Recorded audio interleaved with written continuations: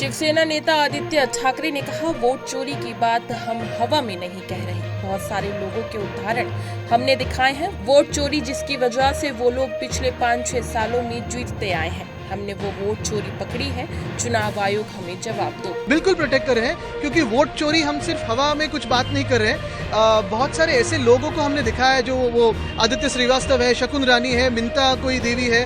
मिंता देवी दुनिया में सबसे बुजुर्ग लेडी देश में, 124 साल की।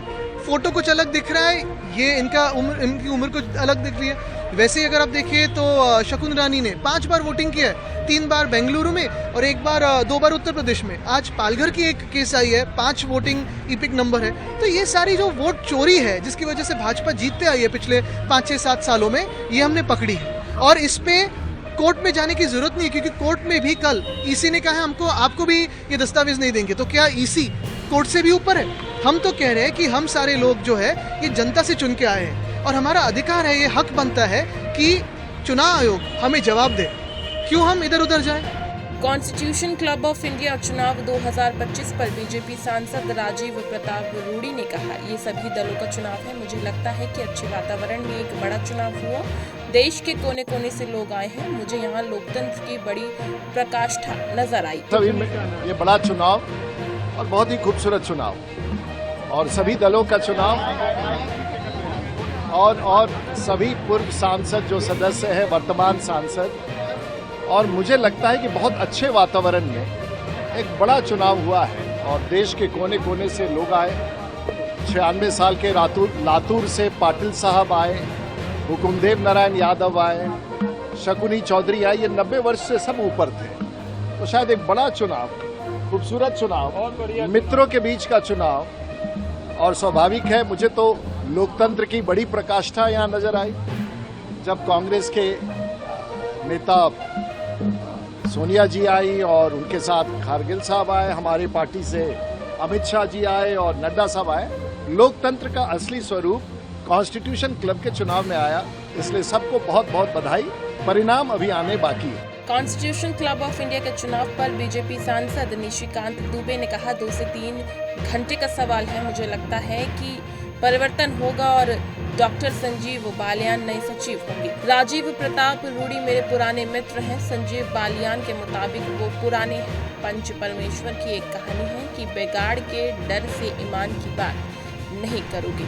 ये कॉन्स्टिट्यूशन क्लब जो है 1947 से है। 1965 में इस बिल्डिंग में वो स्थापित हुआ। सर्वपल्ली राधाकृष्णन जो राष्ट्रपति थे, उन्होंने इसका उद्घाटन किया और तब के बाद ये इतिहास है। आज पहली बार ऐसा हुआ कि 1250 वोटर में लगभग 660 लोगों ने वोट किया है। और वोट जो है, आप समझें कि भारतीय जनता पार्टी के राष्ट्रीय अध्यक्ष गृह मंत्री अमित शाह जी, कांग्रेस के अध्यक्ष मल्लिकार्जुन खड़गे जी, सोनिया जी, केंद्रीय मंत्री, वो सब वोट करने आए हैं। शायद मुझे लगता है कि पहली बार ऐसा हुआ होगा। और इस क्लब की गरिमा को बरकरार रखने के लिए सबों ने वोट किया है। उत्तर प्रदेश के उप मुख्यमंत्री केशव प्रसाद मौर्य ने कहा, विकसित भारत विकसित उत्तर प्रदेश का संकल्प बीजेपी का है। सबका साथ सबका विकास का संकल्प बीजेपी का है। भारत गरीबी से मुक्त उत्तर प्रदेश का संकल्प बीजेपी का है। विधानसभा और विधान परिषद में विकसित भारत को लेकर 24 घंटे की विशेष चर्चा होने जा रही है। सार्थक चर्चा होगी। दलगत राजनीति से ऊपर उठकर 2047 में कैसा उत्तर प्रदेश हो, इस पर चर्चा होगी। कि विकसित भारत विकसित उत्तर प्रदेश का संकल्प यानी भारतीय जनता पार्टी का है। सबका साथ सबका विकास का संकल्प भारतीय जनता पार्टी का है। गरीबी से मुक्त भारत, गरीबी से मुक्त उत्तर प्रदेश का संकल्प भारतीय जनता पार्टी का है। कुछ का साथ गुंडों का विकास, कुछ का साथ माफियाओं का विकास, कुछ का साथ अपराधियों का विकास, कुछ का साथ दंगाइयों का विकास। ये समाजवादी पार्टी, कांग्रेस पार्टी और दूसरे राज्यों में जो भाजपा विरोधी पार्टियां, उनका नारा है। तो ये जो विकसित भारत को लेकर के 24 घंटे की विशेष चर्चा जो होने जा रही है विधानसभा और विधान परिषद में, इसको लेकर के बहुत माननीय सदस्यगणों में उत्साह है। बहुत सार्थक चर्चा होगी और यह दलगत राजनीति से ऊपर उठ करके 2047 में कैसा उत्तर प्रदेश, कैसा भारत, इसको लेकर के चर्चा देश में, भारत को लेकर चर्चा देश में है, उत्तर प्रदेश को लेकर के प्रदेश में। ये सदन में जो चर्चा होगी, इसमें जनता की नजर रहेगी। अगर गुंडों, अपराधियों, माफियाओं, दंगाइयों, भ्रष्टाचारियों के विकास के लिए समाजवादी पार्टी की सोच होगी, तभी इस चर्चा का हिस्सा नहीं बनेगी। अगर इस चर्चा का हिस्सा बनेगी तो माना जाएगा कि 25 करोड़ जनता के उज्जवल भविष्य के लिए कुछ सोचना शुरू कर दिया है, यानी समाजवादी पार्टी सफा होने से बचना चाहती है। लेकिन अगर उस चर्चा में भाग नहीं लेंगे तो यही माना जाएगा कि वह भाग रहे हैं जनता को छोड़ करके, और जिनके पीछे भाग रहे हैं उनके बल पर अब चुनाव नहीं जीते जा सकते, बूथ कब्जा नहीं हो सकता।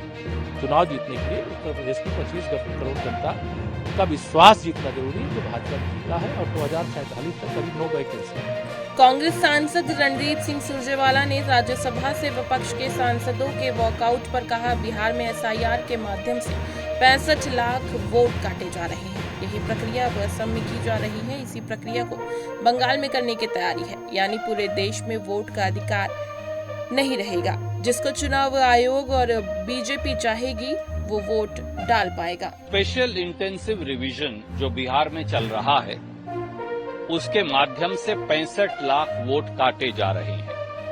एक अनुमान तो ये भी है कि ये संख्या 80-90 लाख वोट काटने तक पहुंच सकती है। यही प्रक्रिया अब असम में की जा रही है। इसी प्रक्रिया को बंगाल में करने की तैयारी है।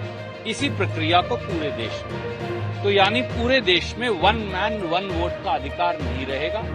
जिसको बीजेपी और चुनाव आयोग चाहेगा वो वोट डाल पाएगा, नहीं तो प्रजातंत्र में से गरीबों की, दलितों की, आदिवासियों की, पिछड़ों की, अल्पसंख्यकों की और जो बीजेपी के खिलाफ विचारधारा रखता है उसकी भागीदारी खत्म। तो फिर सदन के क्या मायने हैं, संसद के क्या मायने हैं, संविधान क्या अपने आप उसका गला नहीं घोंटा जा रहा।